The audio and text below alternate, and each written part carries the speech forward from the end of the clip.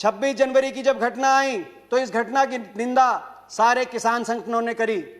उन्होंने सबने अपने आप को इस घटना से अलग कर दिया और कहा जो दोषी हैं उच्च स्तरीय निष्पक्ष जांच हो। तरह तरह के लोगों के नाम सामने आ रहे हैं। कई लोग कुछ राजनीतिक दल से संबंधित भी हैं, कईयों के इलेक्शन एजेंट भी रहे हैं, मगर मैं आज उस विषय में नहीं जाना चाहता।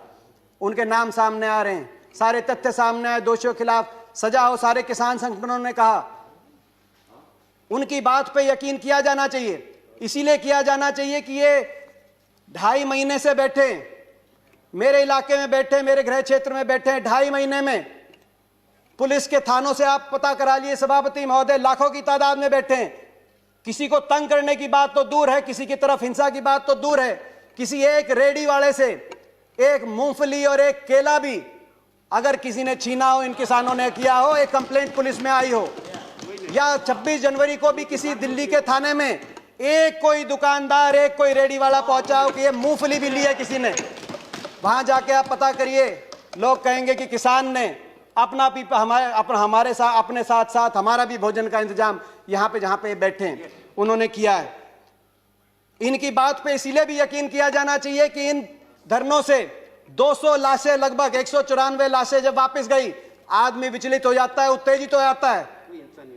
गुलाम नबी आजाद साहब ने बड़े बड़े किसान आंदोलनों की याद दिलाई इस सदन को और कहा कि हर आंदोलन में सरकार झुकी थी, चाहे ब्रिटानिया सरकार हो या आजाद भारत की सरकार।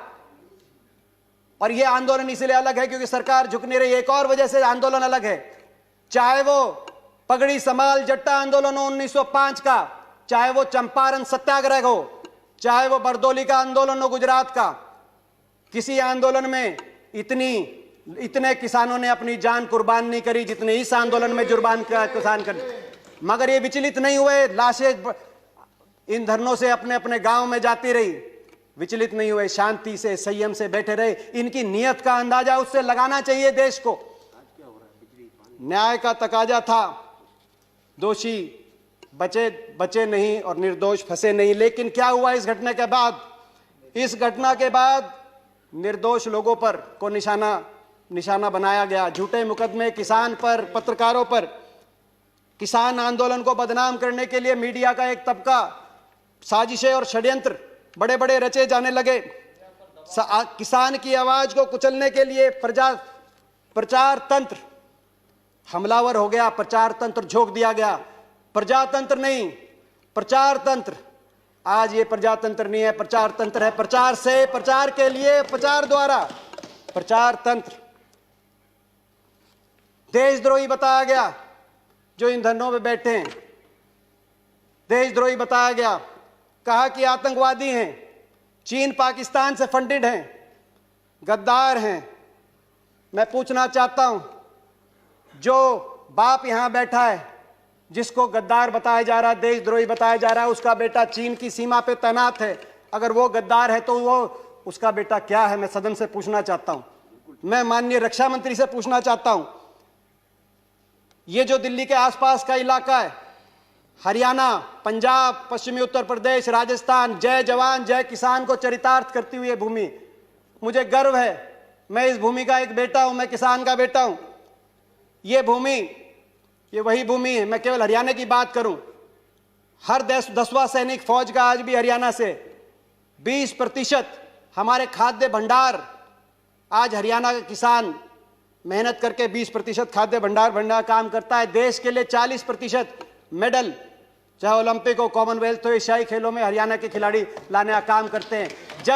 जब ओलंपिक में और एशियाई खेलों में उस किसान का बेटा देश का झंडा ऊंचा करे, उस किसान का बेटा जब सीमाओं से तिरंगे में लिपट के शहादत देकर वापस आए, आज उस किसान को तिरंगे के ऊपर उपदेश दिए जा रहे हैं।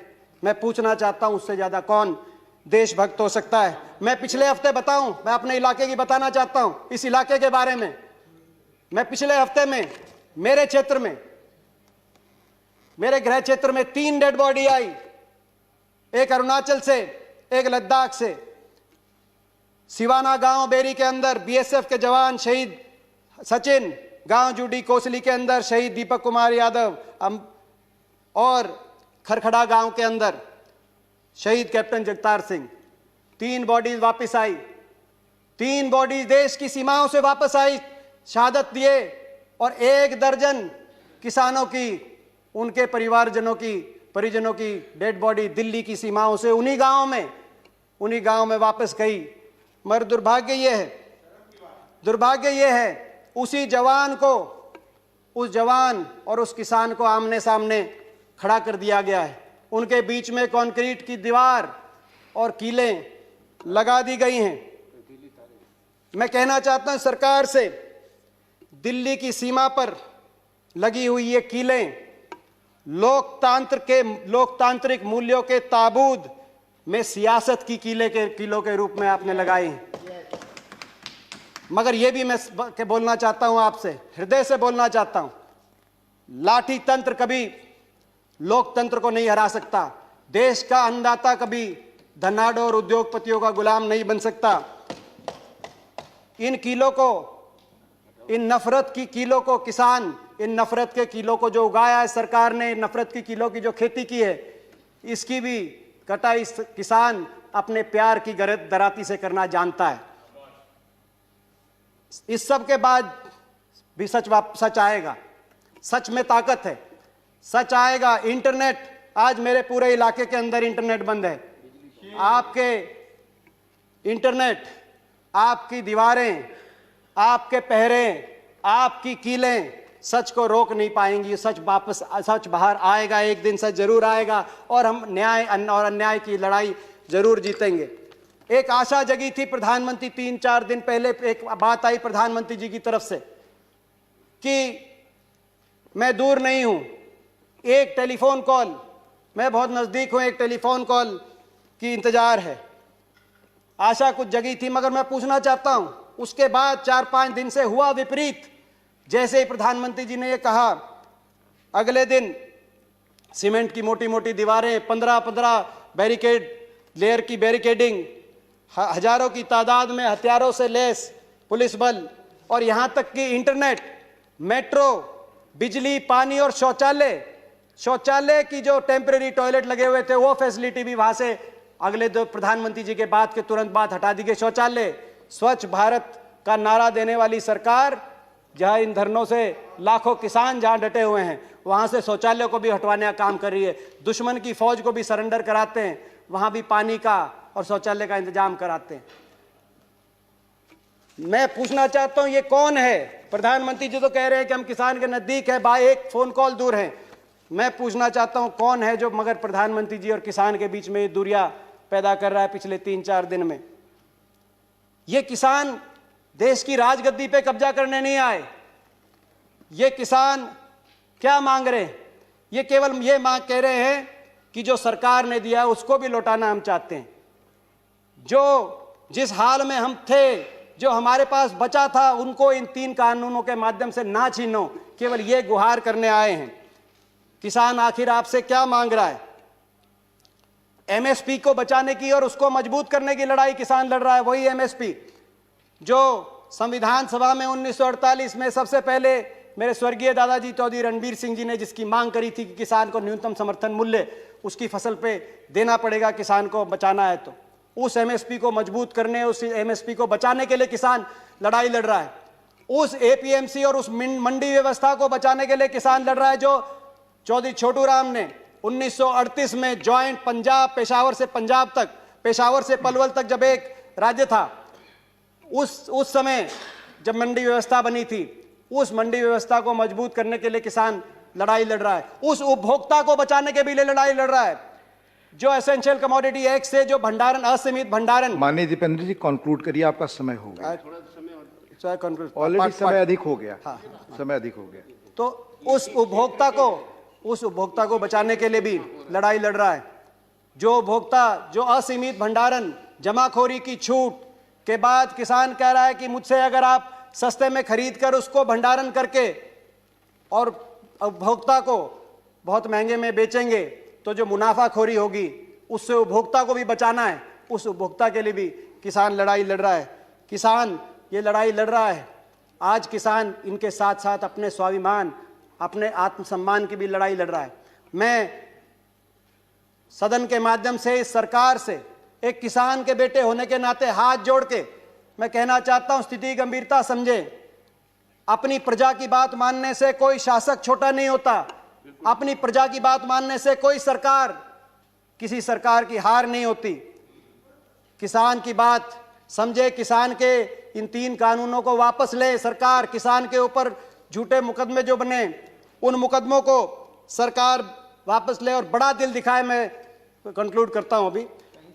उन मुकदमों को भी वापस ले सरकार, बड़ा दिल दिखाए। सरकार को बड़ा दिल दिखाना पड़ेगा ताकि देशभक्त किसान के दिल में कोई अविश्वास पैदा ना हो, कोई अविश्वास पैदा होने की गुंजाइश ना हो। मैं इसके साथ साथ ये भी कहना चाहता हूं, जिस तरीके से इस आंदोलन को बदनाम करने के रंग दिए गए, मैं एक उदाहरण देके प्लीज एक उदाहरण देके मैं अपनी बात खत्म कर रहा हूं। मेरी पार्टी का टाइम, एक उदाहरण देके अपनी बात खत्म कर रहा हूं। एक अखबार में आज एक अखबार में बात छपी, दैनिक भास्कर अखबार में। अंदाजा लगाएं आप कि कौन बैठे हैं। मुझसे पूछा गया अभी कि कौन बैठे हैं यहां पर। कहा गया बीजेपी की तरफ से फिक्र। बड़ौदा के 78 साल के पति का हाल जानने आंदोलन में पहुंची रामरती। 54 दिन के बाद पति को देखकर छलके आंसू। बोली, बालका के बाबू तू ठीक से। 54 दिन। मैं सरकार को कहना चाहता हूं, किसानों की बात माने हाथ जोड़कर, और आत्ममंथन भी करे सरकार। यह आत्ममंथन का भी समय है सरकार का। आप आत्मनिर्भर की बात कर रहे हैं। अभी बोल रहे थे कि भाई किसान के लिए क्या किया। ये वही किसान है। आजादी के समय 30 करोड़ का पेट पालने के लिए बाहर से आपको लाना पड़ता था ना। आज 135 करोड़ देश का पेट पालने का काम। सभापति, मुझे आखिरी वाक्य। 135 करोड़ देश का पेट पालने का काम सरकार, ये किसान करते हैं, और फिर भी एक्सपोर्ट की गुंजाइश रखते हैं। आत्मनिर्भर इन्होंने बनाया है। आत्मनिर्भर बनाने की आप बात करते हो। मैं चेतावनी देके आपको अपनी बात समाप्त करता हूं। आत्ममुग्ध सरकारें, भूपेंद्र जी आप तो हिंदी के ज्ञाता हैं, आत्ममुग्ध सरकारें आत्मनिर्भर भारत का निर्माण नहीं कर सकती है। चेतावनी मैं देना चाहता हूं। और एक वाक्य के साथ अपनी बात खत्म करता हूं। जय जवान, जय किसान, जय हिंदुस्तान। धन्यवाद दीपेंद्र।